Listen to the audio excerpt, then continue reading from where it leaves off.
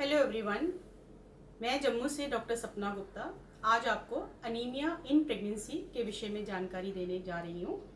Anaemia means खून की कमी होना, और जब ये प्रेगनेंसी में खून की कमी होती है उसको हम अनीमिया इन प्रेगनेंसी बोलते हैं।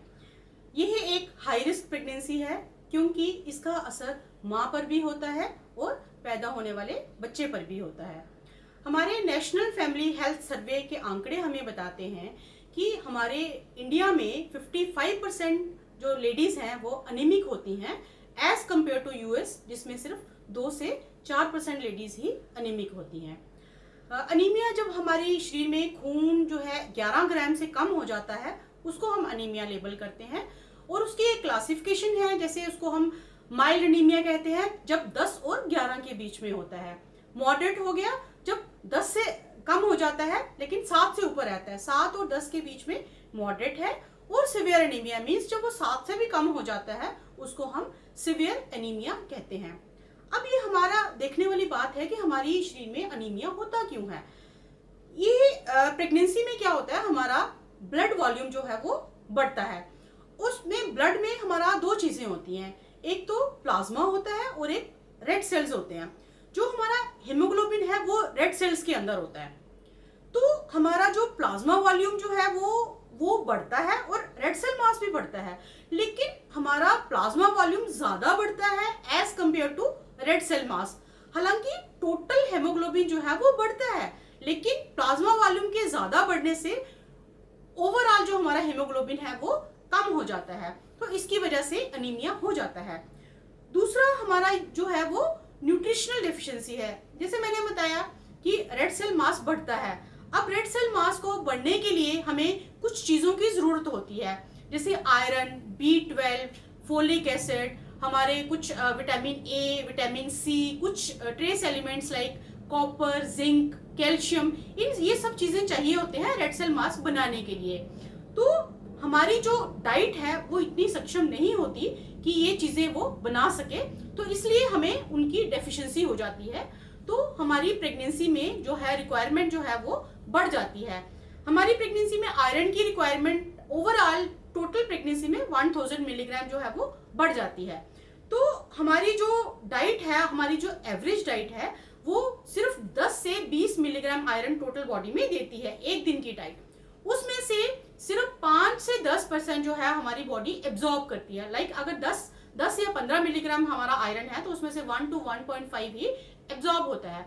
लेकिन हमारी जो रिक्वायरमेंट है वो अर्ली प्रेगनेंसी में 2 से 3 मिलीग्राम होती है और लेट प्रेगनेंसी में हमारी 6 to 7 मिलीग्राम होती है। तो हमारी जो ये डाइट है वो इतनी सफिशिएंट नहीं है, तो हमें एडिशनल सप्लीमेंट्स जो है 40 to 60 milligram of elemental iron जो है हमें प्रेगनेंसी में पेशेंट को देना पड़ता है। साथ में हम पेशेंट को इंस्ट्रक्शंस देते हैं लाइक आयरन रिच फूड लेने के लिए। आयरन रिच फूड माने ग्रीन लीफी वेजिटेबल्स, साग, सरसों, मेथी, पालक, देन सीरियल्स, देन नट्स, बादाम, अखरोट, ये चीजें। और फिर जैगरी जो है वो भी बड़ा रिच सोर्स ऑफ आयरन है। नॉन वेज फूड उसमें भी आयरन होता है। साथ में हम कुछ और इंस्ट्रक्शंस देते हैं पेशेंट को लाइक लोहे की कढ़ाई में सब्जियां बना के खाओ। आयरन को कुछ ऐसी चीजें हैं जो आयरन की एब्जॉर्प्शन को इंक्रीज करती हैं लाइक विटामिन सी। तो हम पेशेंट को इंस्ट्रक्शंस करते हैं लाइक लेमन वाटर के साथ आयरन ले लीजिए, ऑरेंज जूस के साथ आयरन ले लीजिए। और साइमल्टेनियसली कुछ ऐसी चीजें भी हैं जो आयरन की एब्जॉर्प्शन को कम करती हैं, लाइक हमारी जो सीरियल्स होती हैं उसमें फाइटेट्स होते हैं, ऑक्जेलेट्स होते हैं, कैल्शियम जो है। और हम पेशेंट को बोलते हैं कि आयरन और कैल्शियम को इकट्ठे मत खाओ। आयरन को अगर खाना है तो आयरन को 1 घंटा पहले नींबू पानी के साथ खा लो। तो इसलिए हम कुछ इंस्ट्रक्शंस पेशेंट को देते हैं। अब हमारी मोस्टली जो है वो आयरन डिफिशिएंसी ही होती है, लेकिन कभी कभी हमारी फोलिक एसिड डिफिशिएंसी भी हो सकती है, और उसमें हमारी फोलिक एसिड की रिक्वायरमेंट भी बढ़ जाती है। It is 400 to 800 micrograms per day होती है। फोलिक एसिड भी हमें ग्रीन लीफी वेजिटेबल्स में मिलता है, फिर हमें नॉन वेज में भी मिलता है। प्लस कुछ ऐसी ड्रग्स होती हैं जो फोलिक एसिड के लेवल्स को कम करती हैं, लाइक एंटी एपिलेप्टिक जो मिर्गी की दवाइयाँ होती हैं, पेशेंट को जिनको मिर्गी होती है उनको मिर्गी की दवाइयाँ लेनी होती हैं, तो वो भी फोलिक एसिड को कम करती हैं, तो फोलिक एसिड भी हम सप्लीमेंट्स देते हैं। जो विटामिन B12 है उसकी रिक्वायरमेंट बहुत कम होती है, उसकी 3 माइक्रोग्राम पर डे है रिक्वायरमेंट। और जो B12 है ये हमारी नॉर्मल डाइट जो है वेजिटेरियन डाइट में विटामिन B12 नहीं होता है, ये नॉनवेज से मिलता है, मीट, अंडा, दूध और दूध प्रोडक्ट से मिलता है। सो जो फीमेल्स नॉनवेज नहीं लेती हैं we tell them to take this dairy products, हम उसको बोलते हैं मिल्क, और मिल्क प्रोडक्ट्स लेने के लिए बोलते हैं। अब दूसरा मैंने बात की कि ये एक हाई रिस्क प्रेगनेंसी है और इसका असर जो है वो माँ पे भी है और बच्चे पे भी है। अब माँ पे इसका क्या असर होता है, लाइक माँ को during antenatal period, during pregnancy उसको ब्लड प्रेशर होने के चांसेस होते हैं, कभी कभी उसको ब्लीडिंग हो सकती है, एब्रप्शियो प्लेसेंटा उसको हम बोलते हैं। लाइक क्या होता है कि माँ और बच्चा जो है वो प्लेसेंटा से जुड़े होते हैं, जब प्लेसेंटा अपनी जगह से हिल जाता है तो माँ अपनी न्यूट्रिशन जो है बच्चे को नहीं दे पाती, तो ऐसी केसेस बड़ी कैटास्ट्रॉफिक होती हैं, बच्चे को कोई प्रॉब्लम भी हो सकती है। फिर उसके बाद इसमें इन्फेक्शंस होने के चांसेस होते हैं, प्री टर्म डिलीवरी होती है, तो ये प्रॉब्लम्स कुछ ड्यूरिंग प्रेगनेंसी पेशेंट को हो सकती हैं। और अनीमिया में कुछ क्रिटिकल टाइम पीरियड बताया गया है कि इस टाइम पे पेशेंट को ज़्यादा प्रॉब्लम होने के चांसेस होते हैं, लाइक 7वें या 8वें महीने में, at the time of delivery और इमीडिएटली आफ्टर डिलीवरी पेशेंट को प्रॉब्लम हो सकती है। लाइक इमीडिएटली पेशेंट को ब्लीडिंग हो सकती है, ऑल्दो ब्लीडिंग ना भी हो तो भी उसमें क्या है कि पेशेंट का खून इतना कम है कि थोड़ा सा भी अगर उसका ब्लड लॉस होगा तो वो उसको टॉलरेट नहीं कर पाएगा, तो उसमें दूसरा सब इन्वोल्यूशन हो सकती है यूट्रस की। लाइक यूट्रस जब अपनी जगह पे आता है, अपने टाइम पे आ जाता है, तो ऐसे केसेस में उसको लेट भी हो सकता है। और सबसे बड़ी प्रॉब्लम एक लैक्टेशन फेलियर हो सकता है, जिसमें माँ जो है अपने बच्चे को दूध नहीं पिला सकती, क्योंकि माँ को दूध नहीं आता।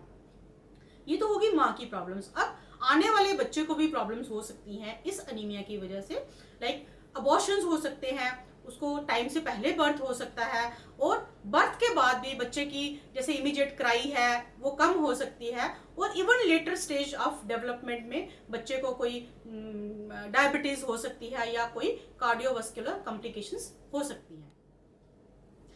अब हम पेशेंट को डायग्नोज और मैनेज कैसे करेंगे। सबसे पहले जब पेशेंट हमारे पास आता है तो उसको कोई कंप्लेंट होती है, बट अनीमिया में हमने देखा है कि बहुत सारे पेशेंट्स की कोई कंप्लेंट नहीं होती, या फिर पेशेंट कंप्लेंट कर सकता है कि उसका कोई डर्ट या कोई चाक या कोई मिट्टी खाने का मन कर रहा है, हाँ, या फिर कभी उसको थकावट, फटीग हो जाती है, सांस लेने में दिक्कत आती है, या फिर बॉडी में स्वेलिंग वगैरह भी हो सकती है। फिर जब हम पेशेंट को एग्जामिन करते हैं तो उसमें हमें आईज में सबसे पहले हमें पैलर दिखता है, उसके मुंह में छाले दिखते हैं, टंग पे छाले हो सकते हैं, लिप्स के कॉर्नर्स पे छाले हो सकते हैं, मुंह में स्वेलिंग हो सकती है, पल्स उसकी तेज हो सकती है, उसकी हार्ट रेट तेज हो सकता है, उसका रेस्पिरेटरी रेट तेज हो सकता है, या उसके लेग्स में स्वेलिंग हो सकती है, तो या बॉडी में भी स्वेलिंग हो सकती है। तो फिर हम उसको, अब हमें देखना है कि ये किस तरह का, उसका हीमोग्लोबिन कितना है और टाइप ऑफ अनीमिया कौन सा अनीमिया है, तो हम उसके कुछ ब्लड के टेस्ट करवाते हैं। सबसे पहले हम उसका HB करवाते हैं, और फिर जब HB उसका कम आता है तो फिर हम उसकी PBF करवाते हैं। PBF में हमें पता चलता है कि इसको कौन सा टाइप ऑफ अनीमिया है, मोस्टली जो है वो आयरन डेफिशिएंसी अनीमिया ही होता है। तो हम उसके, फिर जब ये डायग्नोज हो गया फिर हम उसके कुछ टेस्ट करवाते हैं देखने के लिए कि उसकी बॉडी में आयरन कितना है, like serum ferritin, serum iron, TIBC ये करवाते हैं, और फिर हम अकॉर्डिंगली उसको ट्रीटमेंट स्टार्ट कर देते हैं। और आयरन डेफिशिएंसी एनीमिया में सबसे पहले, जैसे मैंने आयरन का बताया, पहले हम आयरन कुछ इंस्ट्रक्शंस देते हैं, लाइक आयरन रिच फूड लेने के लिए जो भी मैंने इंस्ट्रक्शंस बताई, आयरन को किसके साथ लेना है, किसके साथ नहीं लेना है। फिर प्रोफिलैक्टिकली हमारी जो गवर्नमेंट ऑफ इंडिया है वो प्रोवाइड करती है आयरन की टेबलेट, जिसमें कि 100 मिलीग्राम आयरन है और 500 माइक्रोग्राम ऑफ फोलिक एसिड है। ये हर पेशेंट को 100 टेबलेट्स फॉर 100 डेज ये देती है। लेकिन अगर पेशेंट को अनीमिया ज़्यादा है तो हम पेशेंट को स्लोली बोलते हैं डोज इंक्रीज करने के लिए, लाइक वो पहले 1 टेबलेट से स्टार्ट करें, फिर स्लोली 2 कर दे, और फिर स्लोली 3 कर दे। ये ओरल जो रूट है, this is most preferred route. But कभी कभी क्या होता है, पेशेंट किसी वजह से आयरन नहीं लेता है, या उसकी बॉडी आयरन को एब्जॉर्ब नहीं करती, या वो आयरन टॉलरेट नहीं करता है, या मानो वो लेट स्टेज ऑफ प्रेगनेंसी में आता है जब हमारे पास टाइम नहीं है उसको आयरन देने के लिए, क्योंकि ओरल आयरन से हेमोग्लोबिन बिल्डअप होने में टाइम लगता है। तो ऐसे केसेस में हम उसको इंजेक्शंस के रूप में आयरन देते हैं। हमारे पास दो तरह के इंजेक्शंस हैं, एक इंजेक्शन जो मसल में लगाने वाले हैं और एक इंजेक्शन हैं जो डायरेक्टली वेन में देते हैं। जो मसल वाले इंजेक्शन हैं उसको एक जेड ट्रैक टेक्निक होती है, डीप इंट्रामस्कुलर देते हैं, और उसमें कभी कभी मसल में हेमोटोमास होने के चांसेस होते हैं, इन्फेक्शंस भी हो सकती है, या वो स्किन की डिस्कलरेशन भी हो जाती है।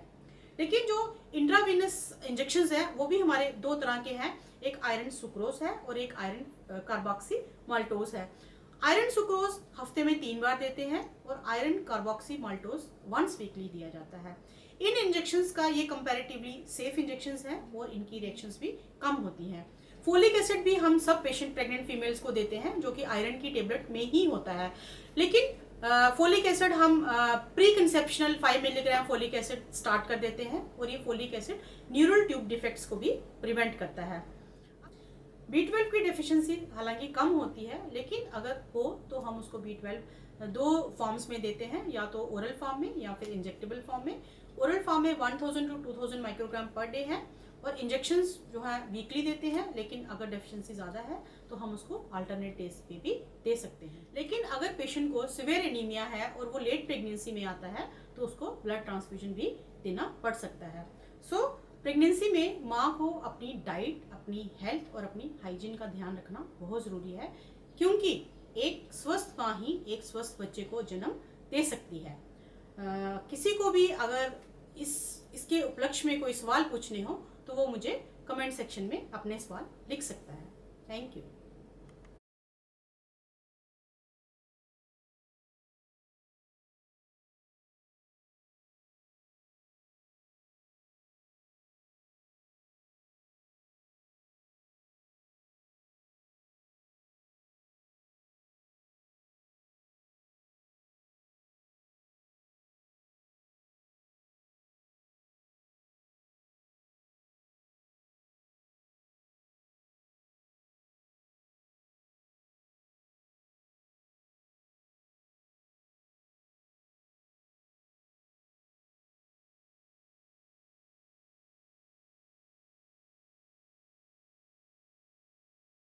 ऑफ डेवलपमेंट में बच्चे को कोई डायबिटीज हो सकती है या कोई कार्डियोवास्कुलर कॉम्प्लिकेशंस हो सकती हैं।